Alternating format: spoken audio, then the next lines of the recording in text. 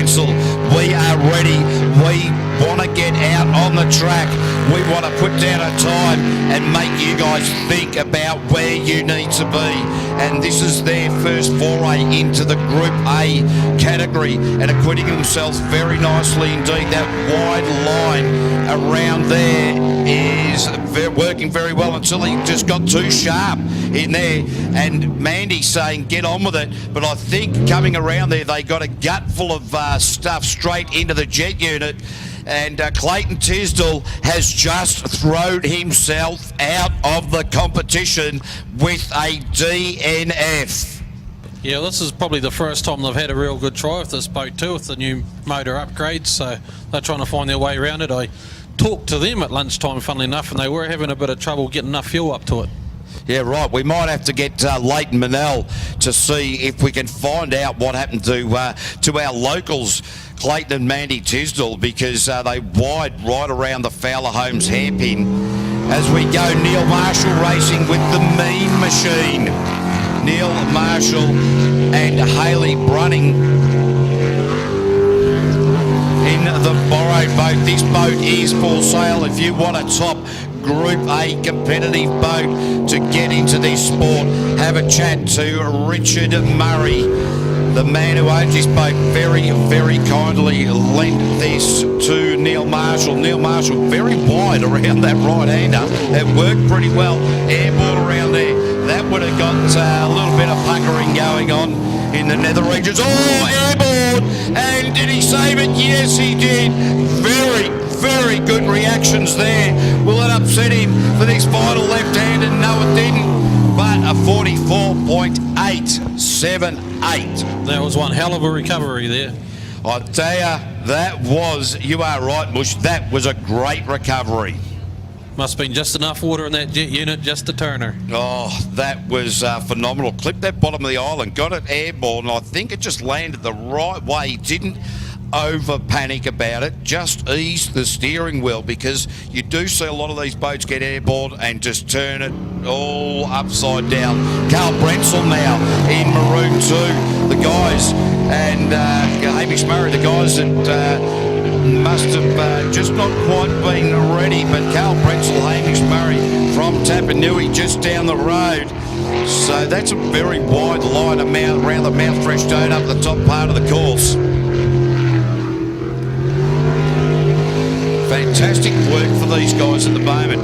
And remember that Clayton and Mandy Tisdall have thrown themselves out, so they've only got to beat two more competitors as far as time goes to progress into the top 6. Yeah, well, hopefully Carl can get the hammer down there and get through the next round, being one of the local guys here. Final corner now, Carl Brensel with a 45.521, slower than Neil Marshall by about 0.7 of a second. So, we've definitely got to find out what happened to our locals. Our next boat out will be Sean Rice. Faye Rice doing the navigational duties from New Plymouth. These guys from Elite Kitchens, Sean Rice, the director at Elite Kitchens, and Top Quality Kitchens they are as well. So Sean Rice out on track at the moment. This is the boat that he owned last year. He sold it to Lockie and from Fowler Homes, and Lockie kind enough to offer him the B drive, and Sean Rice doing a great job considering it's only his second season racing.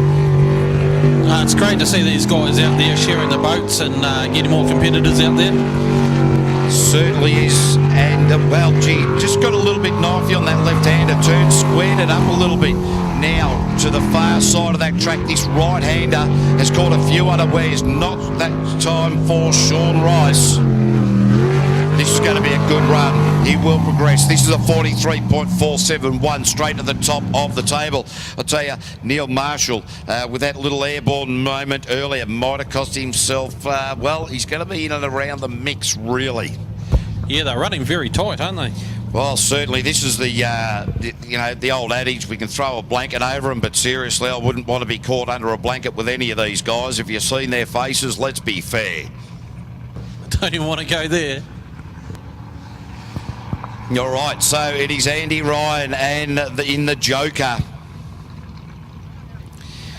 Now, for Rapid Earthworks, Hines Pipe Systems and Insurance Specialists, Kerry-Ann Allen, the office manager. What's the name of that town there, Mush? Yeah, up north. Right, it's up north, Puahata Honua. Sorry? Puatanui. You're on your own. Were we close? All right, it is Andy Ryan and Kerry-Ann Allen. But you're a Kiwi, you're meant to know how to pronounce the names of towns. Yeah, I never knew I said I could spell, so. Oh, he grabbed a little bit of bank around there, but it's only just took the slight bit of momentum off.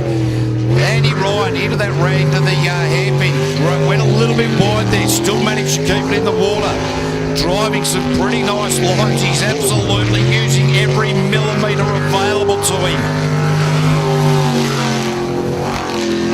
Oh, how he got through there. I thought he was too deep into that left-hander, but he carried that momentum, got out of trouble.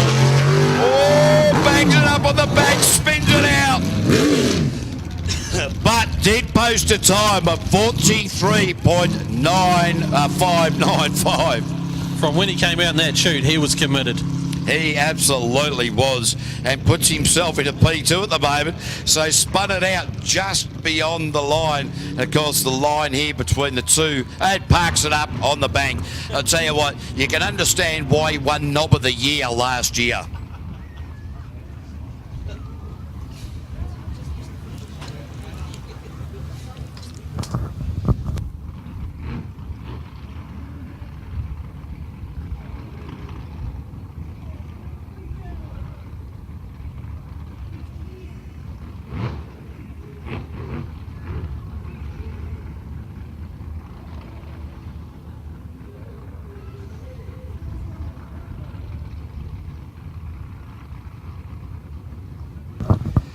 Well, typical Andy Ryan form, let's be fair. Finishes a lap in Merry last season. Hit Scruffy the tugboat. Here today, finishes it, parks it up on the, does a bit of a spin out, and then, like a lot of races, hit the finish line and then just turn the brain off.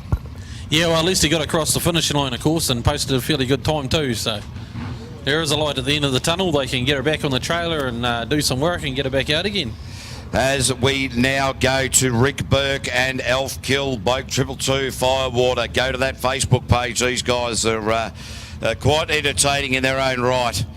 And let's hope that they can continue on with a little bit better driving form than we've seen from these guys, considering they are the reigning Group A World Champions. So, and currently we're the number 3 NZ very, very proudly on the roll bars of the boat. So the Sprint Tech hull, and they reckon that the horsepower is 627. Knowing these blokes, it's probably 626. Wow, Rick Burke really just got his race face on, hasn't he? Seen this racetrack very, very well indeed. Oh, nice. Very nice around Stinger there. Oh, got himself a little bit upset through there. I saw Elf Kill with his hand. He just about grabbed those seatbelts, expecting the worst through there. I think Rick Burke, if he sees Elf Kill jumping for the to hang on, it gets him a little bit nervous as well. But Rick Burke there with a 42.728, straight to the top of the table.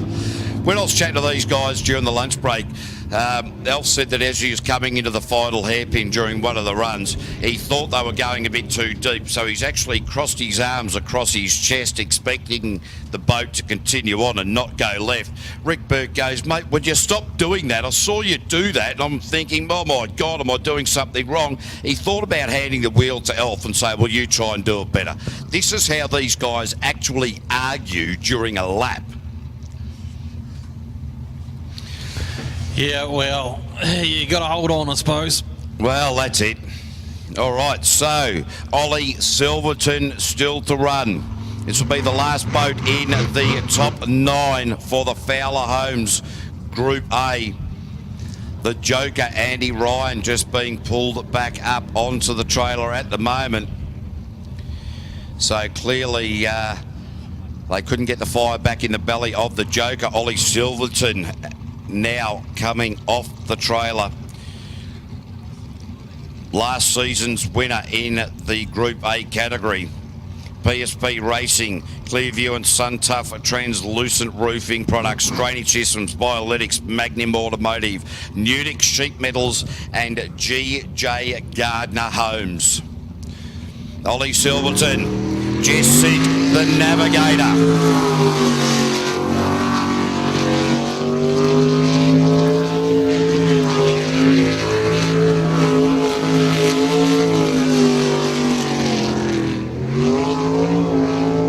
Looking really good out there at the moment. He's Ollie Silverton. Oh, that hairpin. Geez, he's been doing that well. These last couple of runs has really nailed that. Got the boat in perfect position every time. You can see Jesse, all 3'6" of her, just sort of trying to peer over the dashboard. The split was really good, around about the 30-second mark. Into the final run for Ollie Silverton at a 41.988. So Ollie Silverton straight to the top of the table there, about 0.8 quicker than Rick Burke. All right, Cy Gibbon now in the Novus Auto Glass machine. Oh, gee, that boat is actually hooking right up. They have certainly changed the impellers, squeezed the nozzle a bit. That came out of the blocks incredibly quickly. And in fact, so quickly that I do believe that all of a sudden Cy Gibbon found himself with that first left-hander and went too deep. I think it actually left my eyes behind. I didn't expect it to be where it was. Oh, he's done so well on that far cross wash at speed. He's nemesis all day and then got untidy further down there. But Cy Gibbon really pushing this jet speed hull very hard indeed. Oh, got untidy, but managed to get through and will progress into the top 6. Puts himself in a P2 with a 42.711.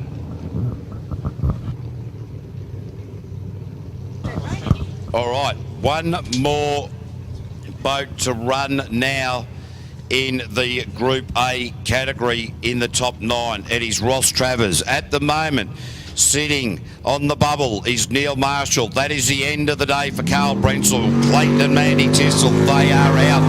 Ross and Shane Travers, Super Mario and his son. Radioactive is the name of the boat. The boys from Wanganui.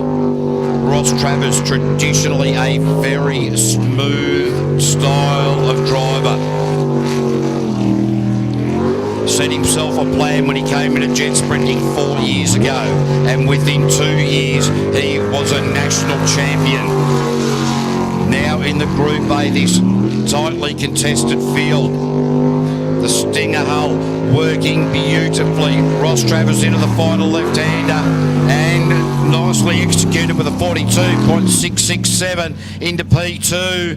So that is the end of Neil Marshall as well. Here he's going to look for the top 6. It will be in slowest to fastest. Somebody just took that away from me on the computer screen just as I was about to. It will be Andy Ryan, Sean Rice, Rick Berg,